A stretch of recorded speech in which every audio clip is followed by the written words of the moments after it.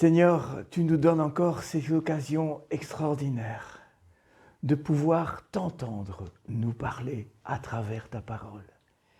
Et c'est en cet esprit, Seigneur, d'écoute de ce que tu as à nous dire, que nous voulons ce matin partager ces moments ensemble dans ces lieux. Oui, Seigneur, merci par ton Saint-Esprit de nous éclairer sur ce que tu as à nous dire personnellement. Seigneur, merci de parler à nos cœurs, de parler à mon cœur.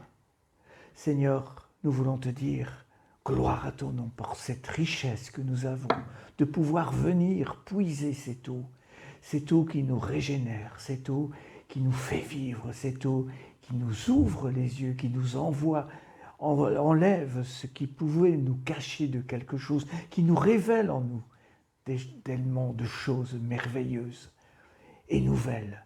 Nous voulons te dire merci Père, merci Seigneur. Amen. Restez connectés avec Dieu, une vie bénie nous attend. Alors, ce matin, je vais vous inviter à ouvrir la parole de Dieu. Nous allons des textes, il y a peut-être de la longueur dans les textes, mais c'est un texte, je vous expliquerai après. 2 Chroniques. Alors, 2 Chroniques, comme ça vous allez avoir, 2 Chroniques 26, versets 1 à 21. Alors, pendant que vous cherchez le texte, je vous dirais que c'est un texte qui fait partie d'une liste de passages bibliques que moi je suis. C'est la Société biblique canadienne qui édite comme ça tous les ans un passage chaque jour. Et puis bon, j'ai suivi ce texte et c'était au début du mois de février. Et je suis resté interpellé par ce texte qui m'a interpellé, donc je vais vous le partager. 2 Chroniques 26, 1 à 21. Généralement, Chroniques, ce n'est pas un livre qu'on va lire très souvent. Mais voyez les richesses et ce que Dieu veut nous dire encore à travers tout cela.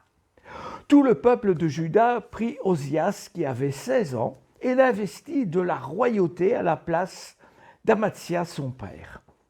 C'est lui qui bâtit Éliot et la rendit à Juda après que le roi se fut couché avec ses pères. Osias avait donc 16 ans lorsqu'il devint roi. Il régna 52 ans à Jérusalem. Le nom de sa mère est Jécolia. Elle était de Jérusalem. Il fit ce qui convenait au Seigneur, exactement comme l'avait fait son père Amathia. Il s'appliqua à chercher Dieu durant les jours de Zacharie, qui avait l'intelligence des visions de Dieu. Et tant qu'il chercha le Seigneur, Dieu le fit prospérer. Il partit en guerre contre les Philistins, ouvrit des brèches dans les murailles de Gath, dans la muraille de Yatné et dans la muraille d'Achot. Il bâtit des villes à Ashdod, et chez les Philistins. Dieu le secourut contre les Philistins, contre les Arabes qui habitaient à Courbal et contre les Maonites. Les Ammonites faisaient des présents à Osias et sa renommée s'étendit jusqu'aux abords de l'Égypte, car il devint fort, il s'éleva très haut. Osias bâtit des tours à Jérusalem, sur la porte de l'angle, sur la porte de la vallée et sur l'encoignure, il les fortifia. Il bâtit des tours dans le désert et creusa beaucoup de citernes parce qu'il avait de grands troupeaux dans le bas pays et sur le plateau, ainsi que des laboureurs et des vignerons dans les montagnes et au Carmel, car il aimait l'agriculture. Osias avait une grande armée de combattants aptes à porter les armes, par troupes comptées par le recensement qu'en fit Yéhiel le scribe et Masséia le secrétaire, et placé sous les ordres de Hanania, l'un des princes du roi. Le nombre total des chefs de famille des vaillants guerriers était de 2600. Ils avaient sous leurs ordres une armée de 37 500 combattants, c'est précis, fort vaillants, qui apportaient leur aide au roi contre l'ennemi. Osias procura pour toute l'armée des boucliers, des lanciers, des casques, des cuirasses, des arcs, des pierres, de fronde. Je ne parle pas des drones ici. Il fit faire à Jérusalem des machines conçues par un ingénieur pour être placées sur les tours et sur les angles, afin de lancer des flèches et de grosses pierres. Sa renommée se répandit au loin, car il fut extraordinairement aidé jusqu'à ce qu'il soit devenu fort. Mais lorsqu'il fut devenu fort, son cœur s'enhardit au point d'entraîner sa perte. Il commit un sacrilège envers le Seigneur son Dieu. Il entra dans le temple du Seigneur pour offrir de l'encens sur l'autel de l'encens. Azaria le prêtre entra derrière lui avec 80 prêtres du Seigneur, de vaillants hommes, qui s'opposèrent au roi Osias et lui dirent « Ce n'est pas à toi, Osias, d'offrir de l'encens pour le Seigneur, mais aux prêtres, les fils d'Aaron, qui ont été consacrés pour le faire. Sors du sanctuaire, tu commets un sacrilège, et cela ne tournera pas à ta gloire devant le Seigneur Dieu. » Osias, qui tenait un encensoir à la main, s'irrita. Comme il s'irritait contre les prêtres, la lèpre éclata sur son front devant les prêtres, dans la maison du Seigneur, près de l'autel de l'encens. Azaria, le prêtre en chef, et tous les autres prêtres se tournèrent vers lui. Il avait la lèpre au front. Ils le mirent précipitamment dehors et lui-même se hâta de sortir parce que le Seigneur l'avait frappé. Le roi Osias resta lépreux jusqu'au jour de sa mort. Comme il était lépreux, il habitait dans une maison isolée, il était exclu de la maison du Seigneur. Joram, son fils, l'intendant du roi, gouvernait le pays. Voilà. Jusque-là, notre première lecture. Et notre deuxième lecture, nous la trouverons dans 1 Thessaloniciens, au chapitre 4, et nous lirons les 12 premiers versets. 1 Thessaloniciens, chapitre 4, versets 1 à 12.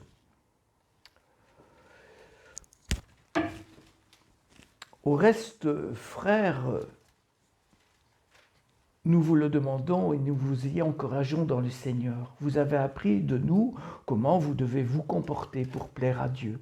C'est bien ce que vous faites, mais progressez encore. Vous savez en effet quelles injonctions nous vous avons données par le Seigneur Jésus. La volonté de Dieu.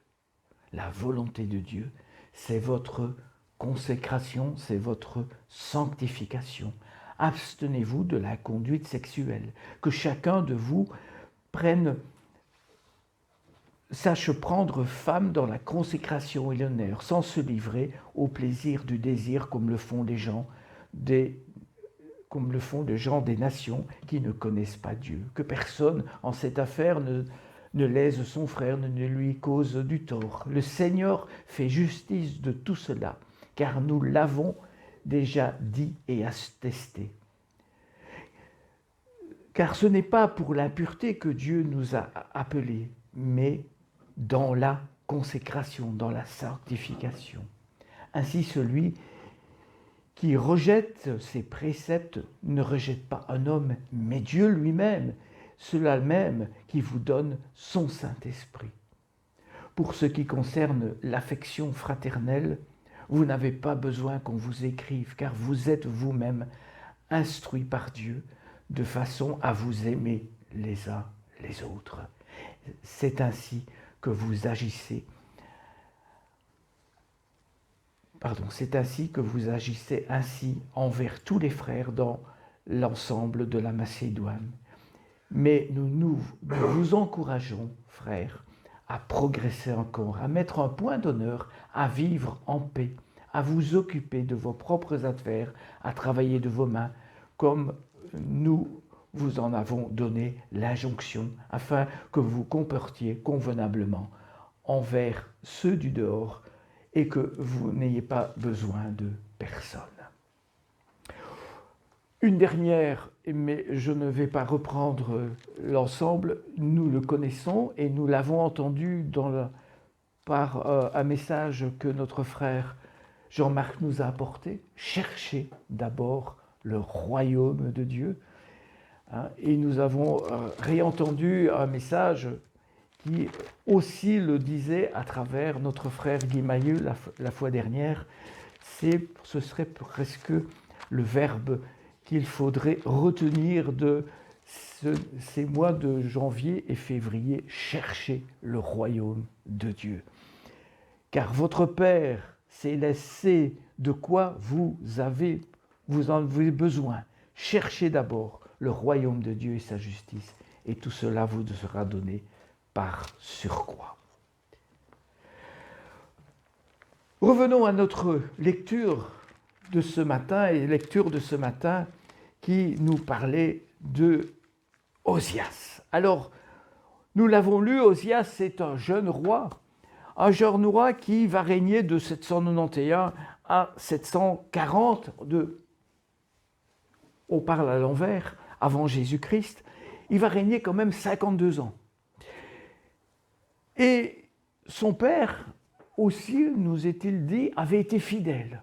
Il avait été fidèle jusqu'à un certain moment. Et là aussi, il va être à un moment donné infidèle. Et c'est pour ça que son fils va reprendre sa succession.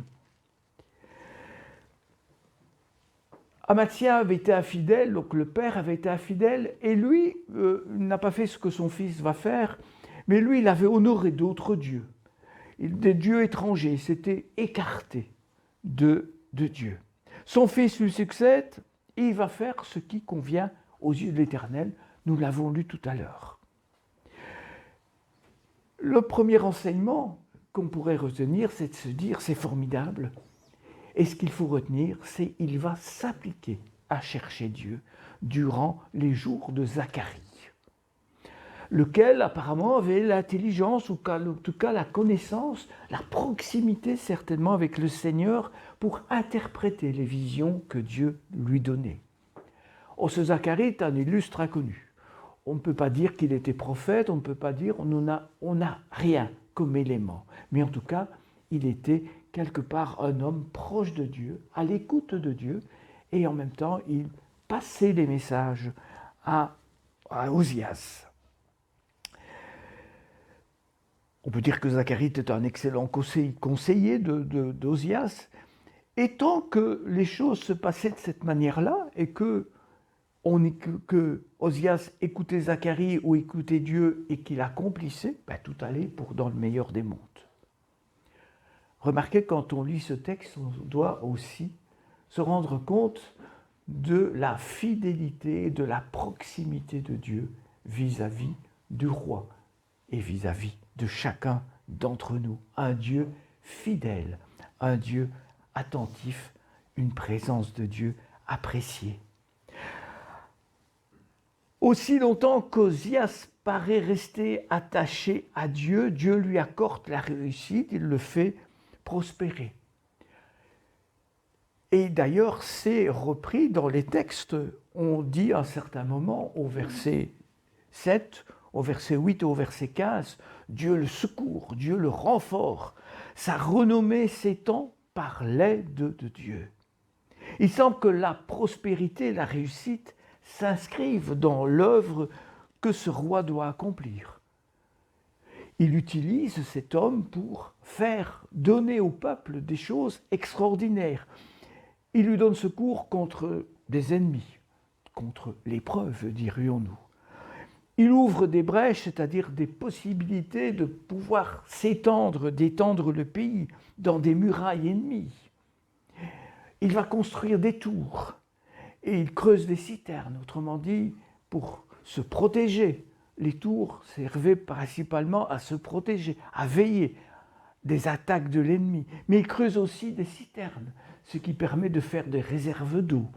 Et cela va servir aux agriculteurs et aux vignerons pour rendre les plaines et les endroits, les terrains plus fertiles.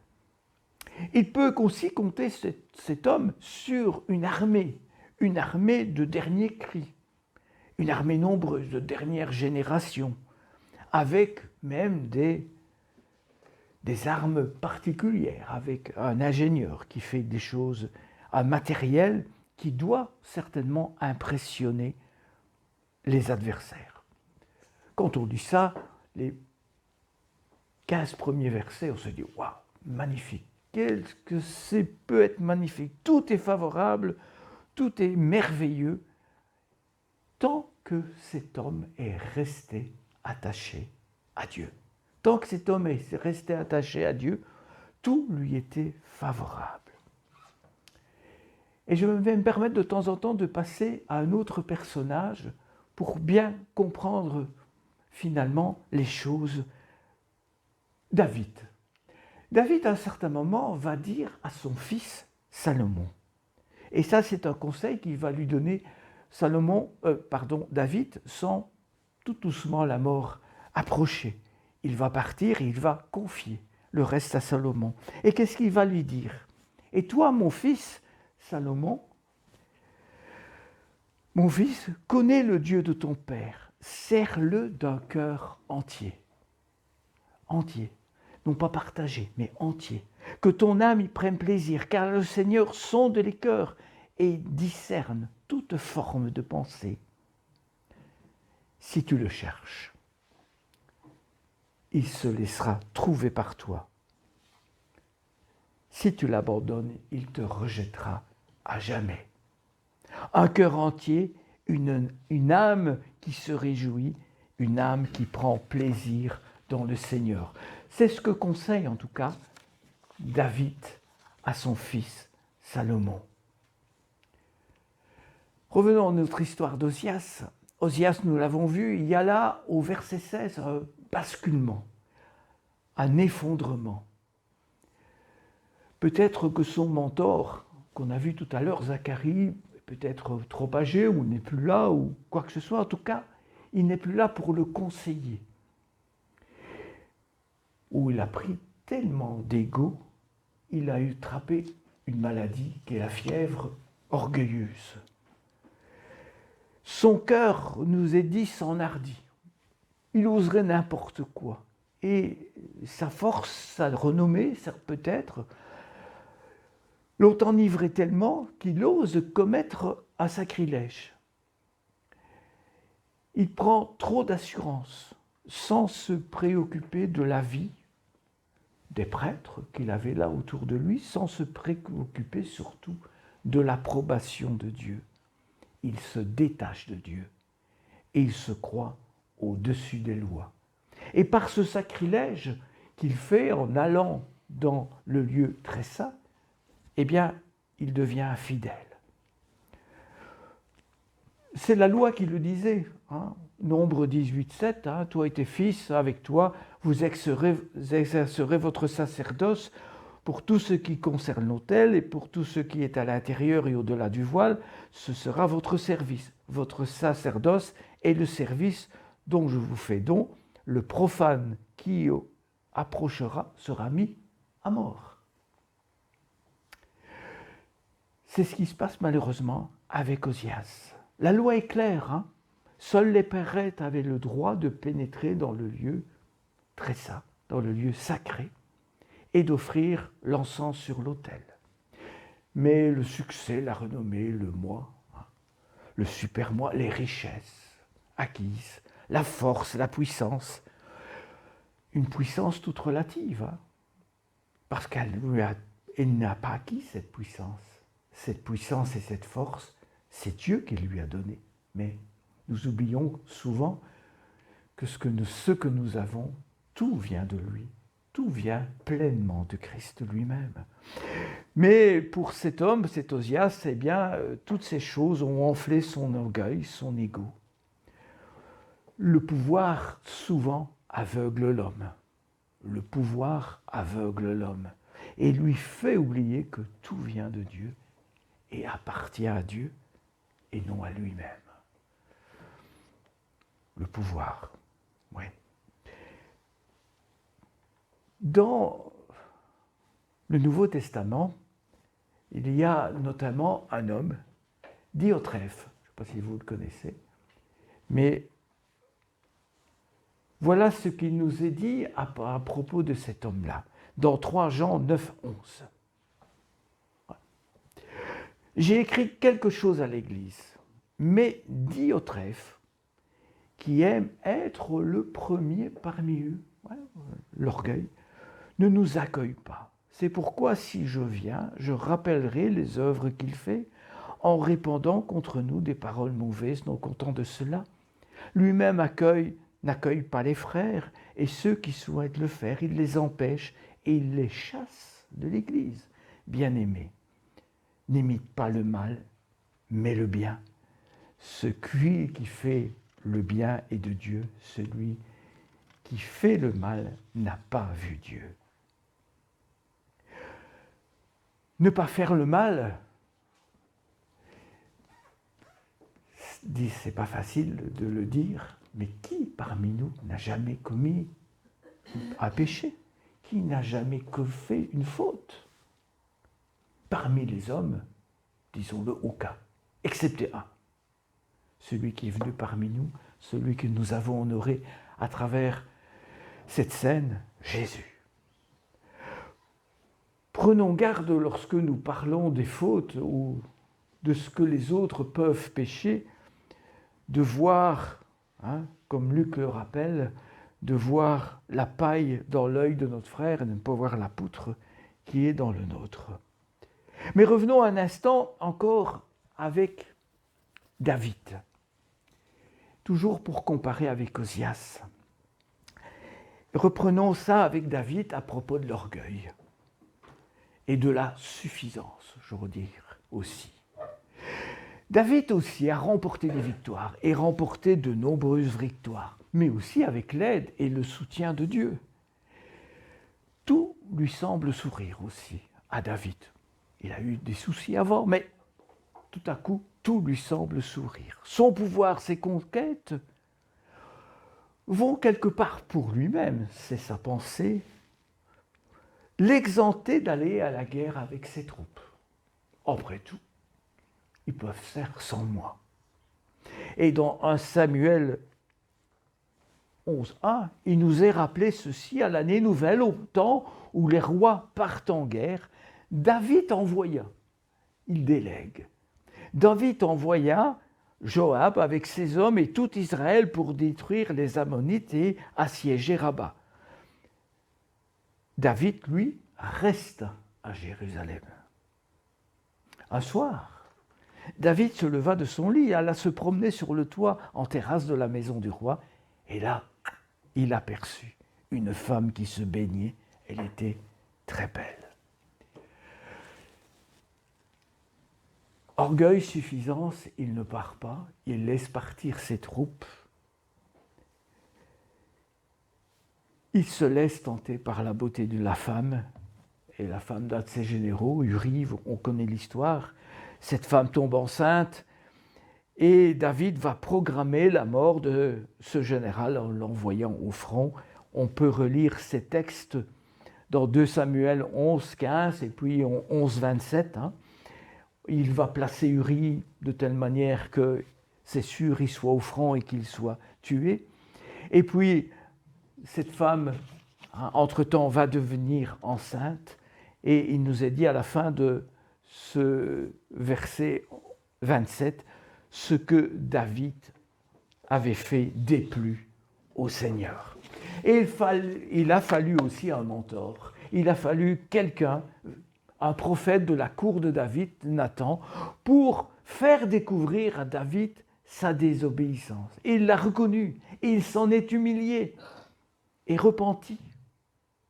Alors, voilà la différence d'attitude entre David et Osias. En revanche, Osias, au verset 19, on l'a lu tout à l'heure, au verset 19, il va recommencer à aller dans le lieu sacré avec l'encens.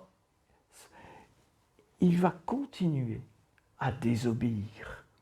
On le retrouve de nouveau dans ce lieu avec son encensoir.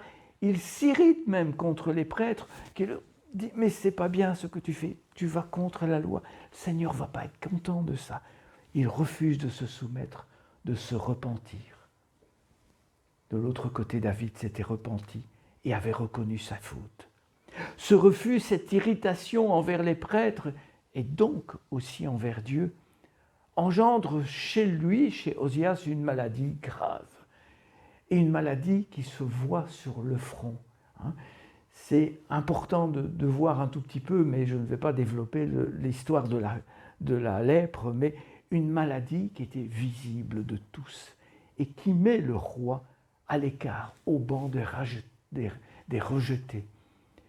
Ce qui voulait dire que quelque part, quand on parlait d'Osias, on disait le roi est lépreux. C'était la manière de dire écartez-vous de cette personne.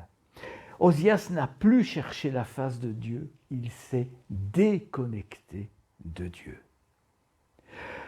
Ce danger pour Osias, danger pour nous aussi. Danger pour nous aussi si nous décidons, pour quelque raison que ce soit, de faire une pause. Vous voyez la pause qu'a fait David. Osias, c'est une pause prolongée. Et il n'y a pas de repentance. Mais de mettre Dieu de côté, attention.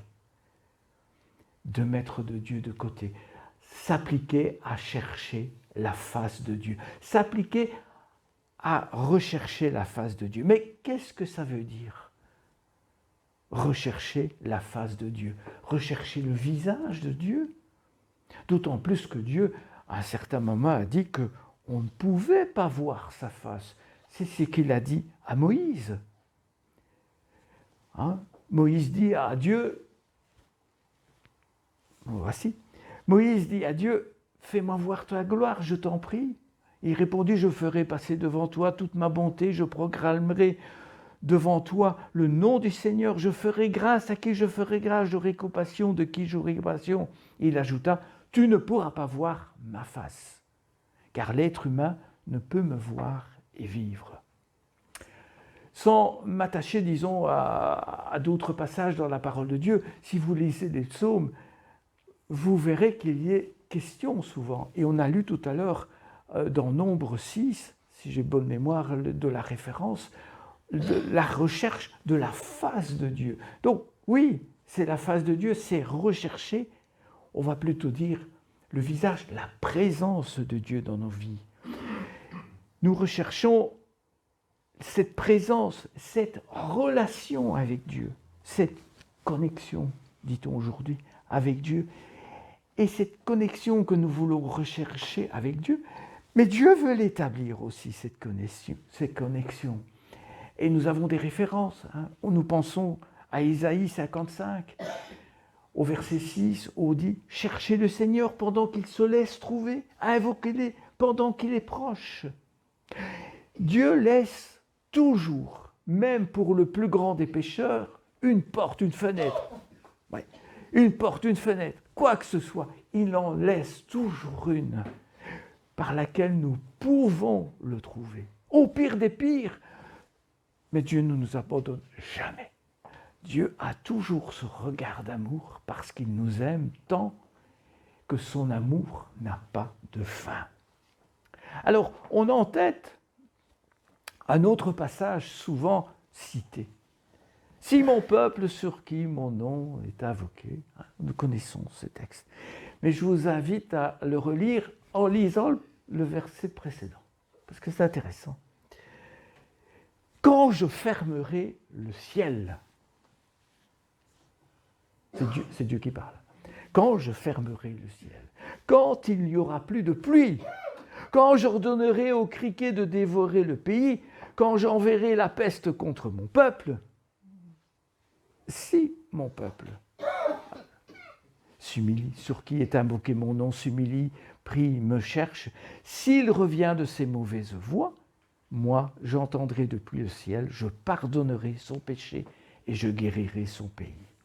Dieu prononce là, au verset 13, 3 jugements ou 3 calamités, on va dire, contre le peuple. Absence de pluie, donc la sécheresse. Destruction des récoltes, avec les criquets ou les sauterelles, peu importe. Famine. Absence de santé, maladie. Après ça, il ne reste plus grand-chose. Hein. Bien que toutes les portes, les fenêtres semblent fermées, il reste toujours une possibilité dans le cœur de Dieu. Une possibilité d'amour de Dieu. Et là, il nous est dit en 4 étapes. Si mon peuple s'humilie, si je m'humilie, si mon peuple prie, si je prie, si mon peuple me cherche, si je cherche, si je m'écarte de mes mauvaises voies, parce qu'à partir du moment où je me tourne vers Dieu, c'est parce que je m'écarte de ce que j'étais en train de faire.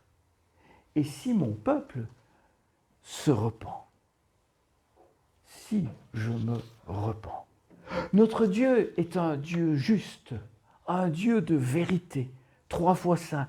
C'est pourquoi il attend de moi, il attend de nous, que nous nous présentions devant lui dans l'humilité, dans la prière, avec la volonté de le chercher lui et lui seul, et cela dans un esprit de repentance. Chercher de cette manière, c'est se donner la peine pour trouver quelque chose et surtout pour se détourner de ces mauvaises voies. Parce qu'on peut toujours s'approcher en disant, tu vois Seigneur, ouais, mais c'est à cause d'eux, hein, tu sais, on a toujours... Non, ce n'est pas comme ça que le Seigneur attend. J'ai péché, voilà, je me repens. Et je vais tout faire, Seigneur, avec ta force, mais aussi ma volonté de ne plus me retourner dans ce que j'ai fait. Parce que, n'oublions jamais, et là encore, on peut retrouver le texte dans Isaïe 59, on en parle tout souvent, et on le dit souvent, ce sont nos fautes qui nous séparent de la proximité avec Dieu, de la connexion avec Dieu. Ce sont nos péchés qui le détournent et qui il empêche, moi je trouve qu'il empêche de nous entendre. Hein, c'est ce que le texte dit, de nous entendre. C'est qu'il nous voit encore, il nous regarde, mais le son est coupé. Tourner sa face vers Dieu est source de bénédiction. Et tout à l'heure, on a lu aussi un texte là-dessus. Source de bénédiction, notamment Nombre 6, 26. Quand j'ai vu ce texte-là, qu'on a lu. Source de paix, source de joie, source de bonté. Nombre 6, 26. Que le Seigneur lève sa face et te donne la paix. Le psaume, tu connaîtras... tu me feras connaître le sentier de la vie. Il y a d'abondantes joies devant ta face. La justice et l'équité sur la base même de ton trône. La bonté et la fidélité sont devant ta face. Et encore un autre, cherchez le Seigneur et sa force. Recherchez-le constamment. Et j'aurais pu faire une liste. Vous lisez les psaumes, vous allez voir, il y a une liste extraordinaire de toutes les bénédictions que l'on peut trouver auprès du Seigneur. Et il nous a été rappelé ce matin à travers la louange et l'adoration. Nous sommes invités à rechercher constamment le Seigneur, trouver sa présence dans nos vies. Parce que la volonté du Seigneur, on va la voir dans quelques instants, mais c'est de nous accompagner tous les jours dans notre vie, d'être notre compagnon de route constamment. Dans toutes les expériences de nos vies, il veut être là. Et il n'y en a pas une où il ne veut pas être là. Il veut être en tout temps, en tout lieu, à nos côtés.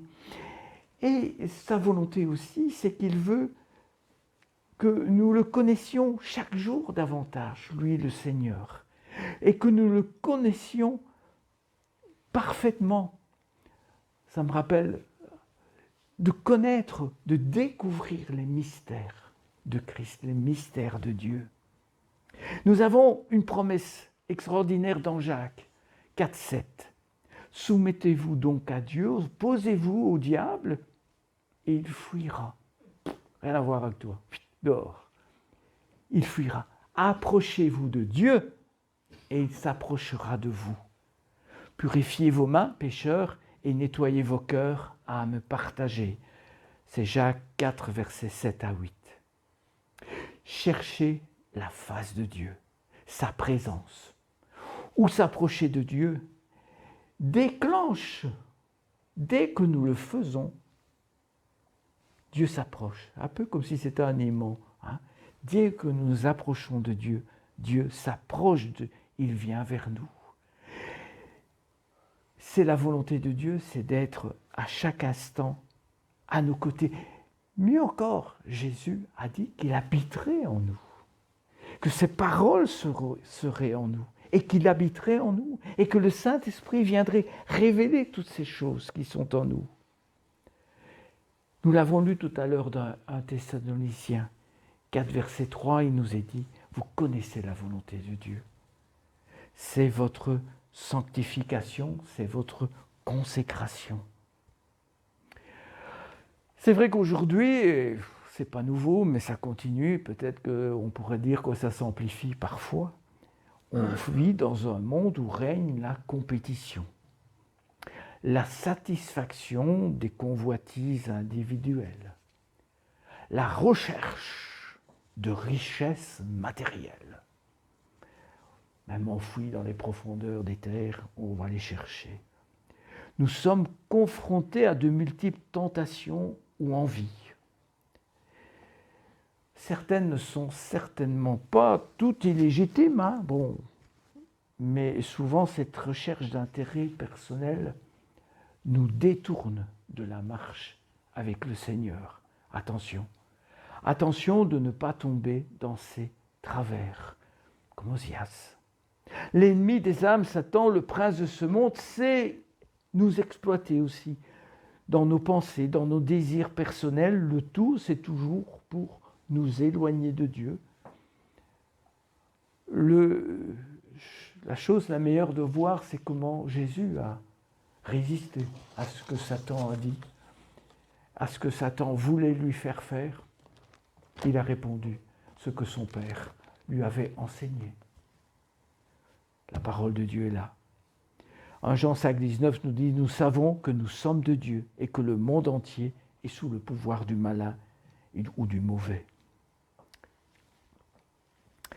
L'Écriture nous dit que notre marche chrétienne doit s'inscrire dans la recherche du devenir meilleur, s'inscrire dans cette volonté de rechercher notre sanctification, notre consécration au Seigneur. Et pour nous aider dans cette sanctification, quelqu'un peut nous aider certainement, parce qu'il est passé par là, c'est Jésus. Hébreux 2, 18 nous dit « Car du fait qu'il a souffert lui-même quand il a été mis à l'épreuve, il peut secourir ceux qui sont mis à l'épreuve. » C'est pourquoi demandez au Seigneur avec persévérance et dans la prière de vous aider dans vos choix, dans votre manière d'agir, de gérer, de telle manière que vous restez attachés, connectés au Seigneur. Et que entre votre relation avec le Seigneur, il n'y ait pas de friture sur la ligne. La volonté de Dieu, nous l'avons dit dans l'Épître aux Thessaloniciens, c'est la volonté, notre sanctification. Mais cette volonté de Dieu nous engage aussi. Nous avons notre part à faire. Et nous avons une part et une prise de responsabilité. Nous pouvons lui demander de nous aider. Mais de notre part, nous avons aussi besoin de faire en sorte que si nous avons fauté, nous renoncions à ne pas de nouveau chuter ou rechuter, à retomber dans nos travers. Et pour cela, nous avons besoin parfois de nous servir ou de demander de l'aide aux uns et aux autres. On dit toujours, tout seul, ça va, mais à deux, on est plus fort. Eh bien, c'est peut-être aussi le thème de notre étude biblique depuis un petit moment, les uns les autres. Et ça nous montre l'importance de nous aimer les uns les autres, de nous exhorter. De cette affection fraternelle est d'une évidence tellement grande lorsque nous allons en profondeur que c'est vrai qu'on a besoin des uns et des autres pour nous encourager, pour nous rendre solidaires et peut-être essayer d'aider des personnes qui sont encore prises dans une addiction ou par une tentation quelconque. Nous n'avons pas à juger ces choses, mais nous avons à aider les personnes pour qu'elles se détachent de ce qui les retient encore. Enfin, un moyen efficace de pouvoir lutter contre les tentations mauvaises de ce monde, c'est le filtre par excellence, la parole de Dieu. Si nous lisons la parole de Dieu en mettant notre vie à nu devant cette parole, nous verrons qu'il y a des mots, des pensées, des choses qui n'ont pas l'agréation du Seigneur. À nous alors de modifier, de changer. Mais la lecture de la parole de Dieu est importante. De Timothée 3, 16, 17, on connaît ça. Hein? Elle est utile pour nous enseigner, pour réfuter, pour redresser, pour éduquer dans la justice, afin que nous pratiquions les bonnes œuvres. La lecture de la parole de Dieu, les études bibliques, le partage entre frères et sœurs, même la tasse de café après le culte, ce sont des moments importants pour nous souder les uns avec les autres. En conclusion, la véritable nature de l'adoration est certainement la recherche de la présence, de la face de Dieu. La marche chrétienne est une vie consacrée à cette recherche continuelle, personnellement et en Église. Le Seigneur veut que nous cherchions humblement et avec confiance sa face dans nos prières, dans les moments que nous consacrons, comme aujourd'hui matin. Il faut de l'intimité pour regarder intensément le visage de quelqu'un. Chercher la face de Dieu équivaut à développer une relation intime avec lui. Le psaume 63 nous dit « Ô Dieu, tu es mon Dieu, je te cherche. Mon âme a soif de toi.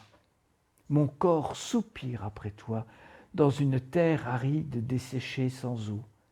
C'est pourquoi je t'ai contemplé dans le sanctuaire pour voir ta force et ta gloire, car ta beauté vaut mieux que la vie.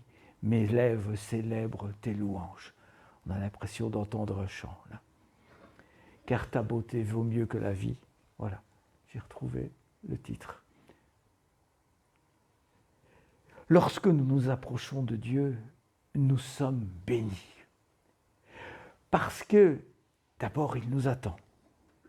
D'abord, il nous attend. Et il n'a que des bénédictions à nous donner par une faveur extraordinaire. Elle est là, elle est éclatante. Nous le poursuivons souvent pour lui donner notre liste de courses, de désirs, de besoins. J'ai ceci, j'ai cela. Et ça nous a été rappelé dans Matthieu 6, 33 ou 32 ou 33, peu importe. Mais Dieu sait de quoi nous avons besoin. Il nous dit recherchez. Recherchez la présence de Dieu, recherchez le règne, la présence de Dieu. Et si nous le recherchons en disant « j'ai confiance dans le fait que Dieu prendra soin de nous ». Alors, frères et sœurs, cherchons la face de Dieu. Recherchons cette face de Dieu parce que à la fois, nous voulons connaître davantage le Seigneur, mais nous voulons aussi grandir avec le Seigneur et pour l'œuvre du Seigneur. Nous souhaitons la présence de Dieu, mais Dieu nous attend tout simplement. Et en plus, il a un lot et des lots de bénédictions en réserve pour chacun d'entre nous. Amen. Seigneur, tu nous as rappelé des choses étonnantes peut-être, ou que nous connaissions déjà. Mais nous voulons, Seigneur, nous les remémorer, nous dire, oui Seigneur, j'ai besoin de toi. J'ai besoin d'avoir cette présence, ta présence dans ma vie pour avancer, cet éclairage dans ma vie pour avancer, pour prendre des décisions, pour connaître ta volonté. J'ai besoin, Seigneur, non pas de prendre une décision et de dire, Seigneur, est-ce que c'était bien la bonne? Non. Avant, Seigneur, je veux d'abord te demander, quelle est, Seigneur, ta décision pour ma vie d'avancer avec toi?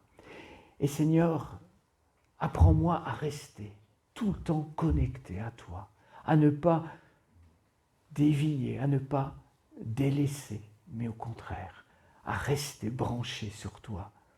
Seigneur, c'est ce que tu veux encore ce matin nous redire et dire à ton Église, à tous ceux qui te connaissent. Oui, je suis là près de toi et si tu as un besoin, je te délivre. Merci Seigneur encore de tout ce que tu fais, de tout ce que tu as fait, en commençant par la croix, de tout ce que tu as fait, de ton amour qui n'a pas de fin. Sois loué, sois béni.